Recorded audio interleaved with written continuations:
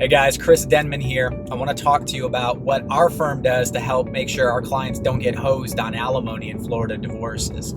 So, breaking it down, what alimony is in Florida, it's the court's attempt to try to figure out how much money the wife needs to be paid from the husband on a monthly basis to help her get to her monthly need. When we're talking about her monthly need, the court is, all things being equal, they want to see if they can get the wife pretty close to where she was at during the marriage. So that's the rule, that's the framework that we're starting from, okay?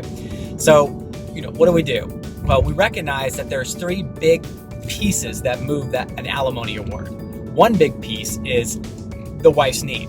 So what we can do is we can go and look and we can be really careful and really hammer home the pennies and develop and show that the wife's need is not what she claims it is. So that can sometimes we need to use an accountant. A lot of times it's just going down and getting to the penny and getting very granular, especially if you're in a situation that you guys haven't lived totally crazy, that you guys have been relatively modest, maybe you've done a good job of saving money during your marriage, then we want to get really granular with those dollars because she's going to perceive that her need is a lot more than what the numbers are going to show. So we're going to get down to the pennies and get the numbers and show that her need isn't as high as she thinks it is. So that's the first kind of area that we can manipulate. The second area is what is her contribution to her need, right? Because that's the first place the court wants to look.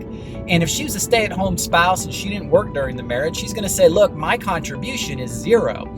And you don't want that to be the case, because if her contribution is zero, that means her whole need's got to come from you if you got it. So we want to maximize what her contribution is going to be to her need. And if she hasn't worked in a while, or she's been underemployed, or she's only working part-time, or with a little bit of training, she could be ramped up and she's going to be making more money, then that's what we got to work on proving. And we can do that. Sometimes we can do that just doing third-party data, going online and figuring out what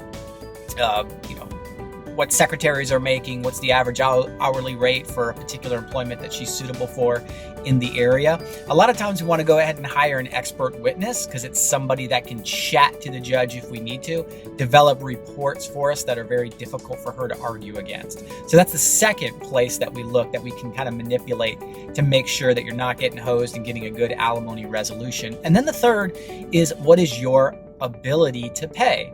Because when I said at the beginning, I was talking about all things being equal, but if you don't have the ability to pay after you take care of your own need, you don't have the ability to pay the dollars that she needs, well, that's the deal, man. And so the court is not allowed to, under the law, they're not allowed to make you pay more than what you have the ability to pay. So those are the three areas you want to look at. So again, kind of recap. If you've lived relatively modest or haven't been crazy with your dollars and cents, just understand that she's going to think that she needs more money than she really did. And so you want to get granular with the dollars and granular with the pennies and go back throughout the intact marriage and figure out exactly what she actually needs. You want to figure out and make sure that you can maximize what her contribution to her need is going to be, because for every extra penny that she's responsible for, that's one less penny that you're responsible for. And finally, you got to make sure that you're looking at the numbers, and if you're not making a whole crap ton of money, we got to make sure that the judge knows that you only have so much discretionary income at the end of the day, and the judge can't make you pay money that you don't have. Hope this helps.